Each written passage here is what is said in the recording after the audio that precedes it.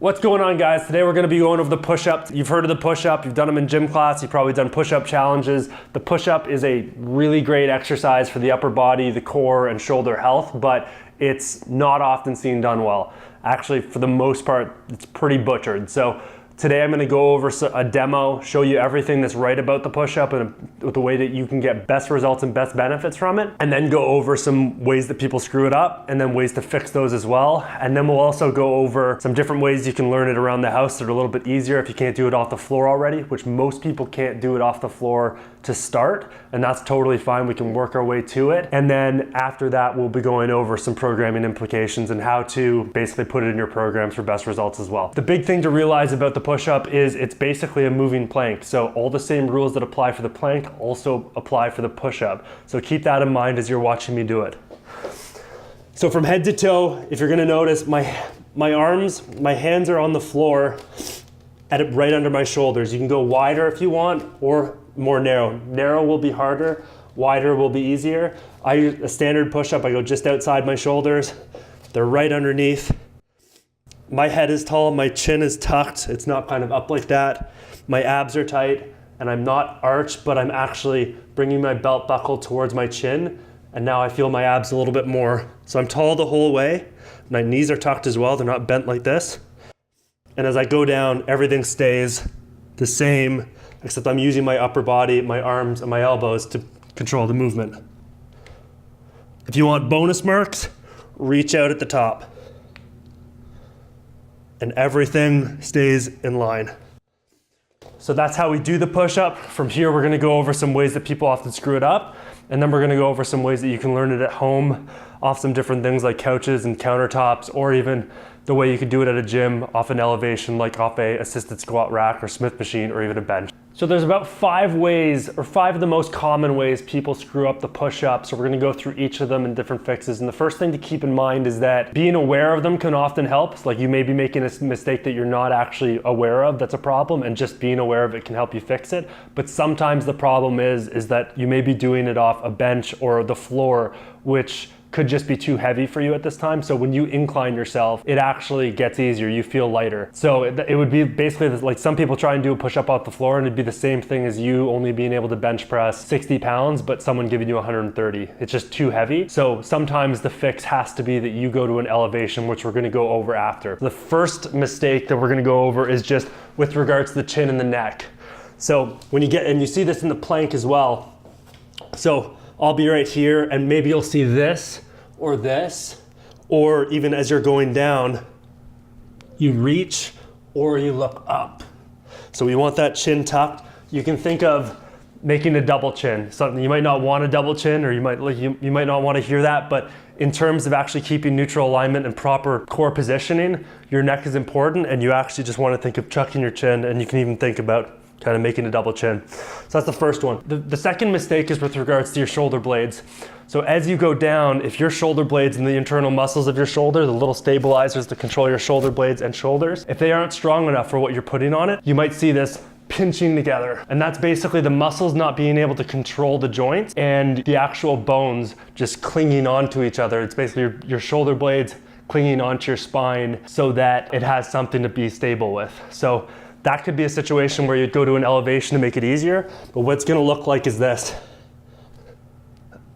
And you'll actually feel it in your upper back. Whereas what you wanna think about doing is just controlling it so that shoulder blade kind of move nicely along the back of the rib cage. Another thing you can think about for that one is if someone put a hand on your spine right between your shoulder blades, you would want your shoulder blades to not come in and pinch it. You'd want to keep it away and just control it properly. The next mistake people make is related to the second one, and it's elbows coming up high. So it's like you're basically making a T. What you want to make is a arrow. So you want to be somewhere down here, and that'll be better off. And in a lot of cases, people do that again because they're trying to do it off the floor or something that's too hard. So again, you're coming down and the elbows actually stay in, not out, which actually kind of feels awful and gonna lead to some problems down the road. The next mistake people make is with regards to their actual hip and lower spine positioning. So they'll actually be arched. And you see this again in the plank a ton. Now, you'll see kind of something along these lines. this arch. I'm kind of exaggerating a little bit, but sometimes you'll see something like this. And what you want to do is think belly button or belt buckle towards your chin. So you want to come down here. My butt's being squeezed right now.